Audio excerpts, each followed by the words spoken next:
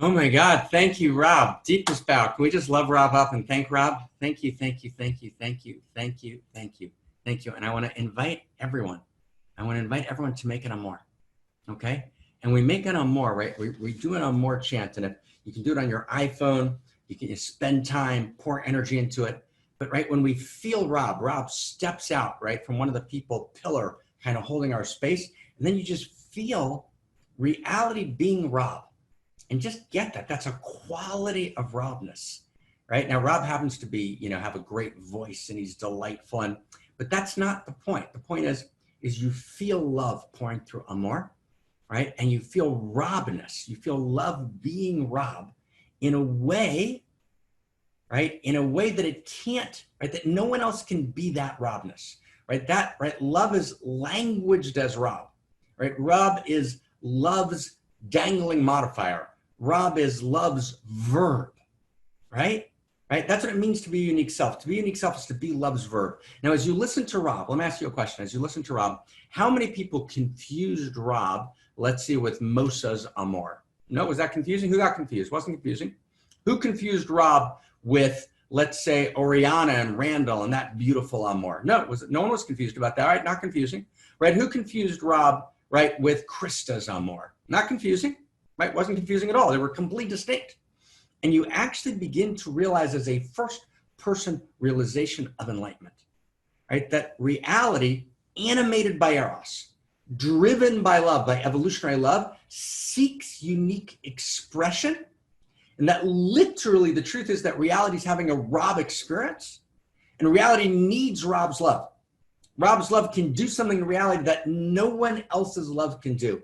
And let's get the weird cosmos we live in. When I say weird, I mean in the most beautiful way. It's a magical cosmos empirically, right? The only anomaly in cosmos, get what I mean by anomaly in science, we say, when something breaks the rules of classical materialist science, we call it an anomaly. And it's anomalous. It doesn't fit into the rules. We're not sure what to do with it, and we usually ignore it. But if you actually get all the information available in reality today for real, as I've had the delight, the honor, the privilege to spend my last 40 years studying across the sciences, across the traditions, across the interior and exterior domains of study, if you really study across the board, there's only one anomaly in the universe, and that's materialist science. Materialist science, of course, has an important truth. It's one way of looking at the world. It's one way of enacting. It's one perspective on reality that's critical.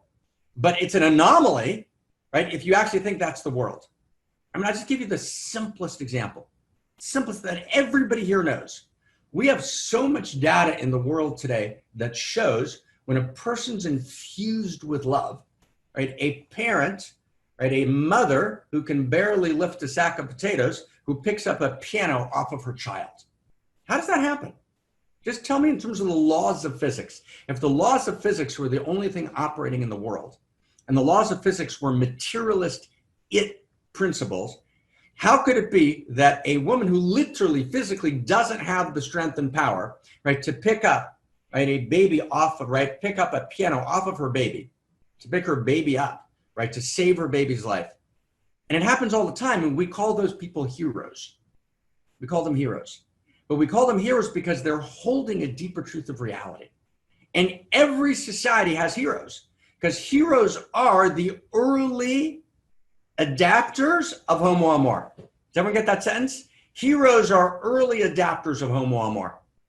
Homo Amor is the new human in the new humanity, right?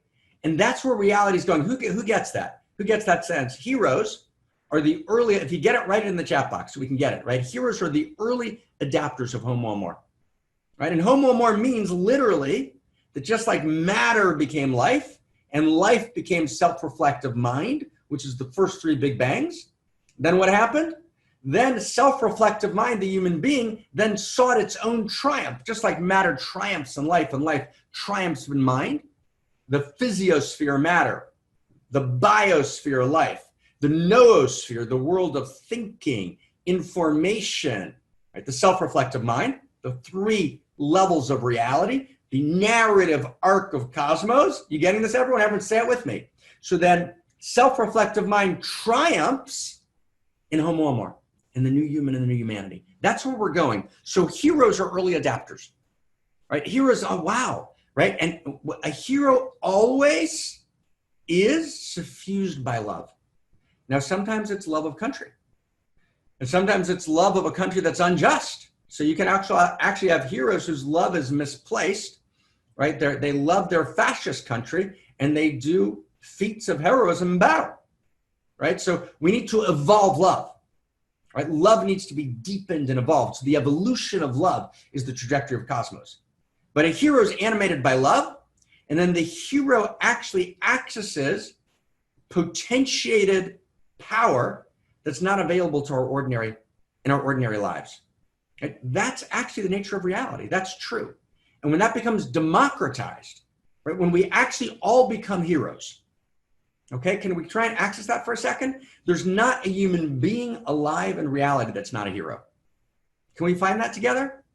Can we find that together? There's not a human being alive in reality who's not a hero. And I become a hero by living my unique life, by giving my unique gift, by accessing my unique superpower, okay?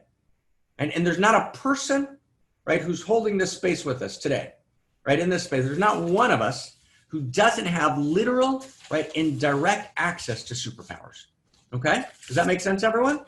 So when I go to pray, right, I pray for access to my superpower, right? What's my superpower, right? So I want to pray for access to my superpower. And I can't have your superpower, okay, right?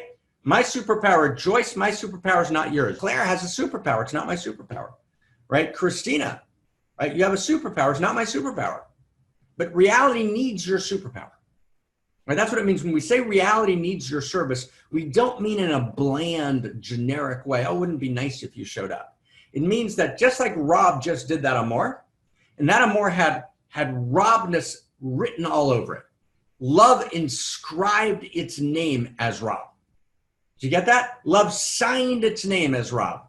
But not love in some abstract, no, the infinite reality of evolutionary love, which is the animating eros of cosmos. And cosmos is the progressive deepening of intimacies. And these are first principles of value that we've talked about before and we'll be talking about this year. But that's the universe story.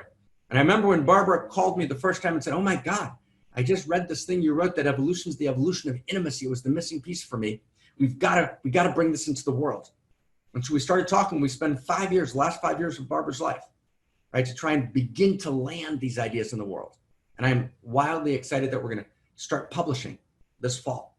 Like, wow, right? Some of the great new steps in the new story. And we would talk about this every day, right? Every day. Barbara would call me anew, sometimes 2, 3, 4 times a day. So let's talk again. What does it mean that evolution is the evolution of intimacy? And sometimes I notice that some of us here, when we're doing this revolution together, okay, we know that sentence and we kind of turn off. Barbara's great gift was to get excited and new every second. That's what it means, because it's actually a new moment. It's a new moment. The new moment is filled, but not psychologically. You get what I'm saying, my friend Terry? It's not psychologically a new moment. That's not the truth. It's not just a mere psychological thing. And in terms of the way the structure of physics operates, right? Virtual particles popping in and out of existence in every second, the quantum foam, the quantum vacuum. Reality is literally rebirthing itself every moment. We're literally in a new moment, a new presence of time. And time in the original Hebrew is Zman, invitation. There's literally a new invitation now that never existed before. Never happened before. Like, oh my God, here I am. And then I can say, here's the word, Hineni. H-E-N-E-I-N-I, Hineni. H-E, anyone want to catch it for us? Hineni. Hineni, anyone know that word? It's a beautiful word, Hineni. I want to grab it in the chat box, Hineni. I'm going to look all the way down here. Hineni. Who's got it? Anyone got it? Hineni. What's Hineni mean? What's Hineni? Hineni means, anybody? Anyone got Hineni? What does Hineni mean? What does Hineni mean? Anybody? Here I am. Here I am. It's here I am. I hear reality calling me, and I say, here I am. Here I am. It's not about success. It's not about win-lose metrics. It's how do I sing my love song in reality? Right? How do I actually respond to reality's urgent invitation that I access my deepest heart's desire, which is to live the unique love song, the unique song line of my life, and to give my gift and to be that quality of evolutionary love that only I can be.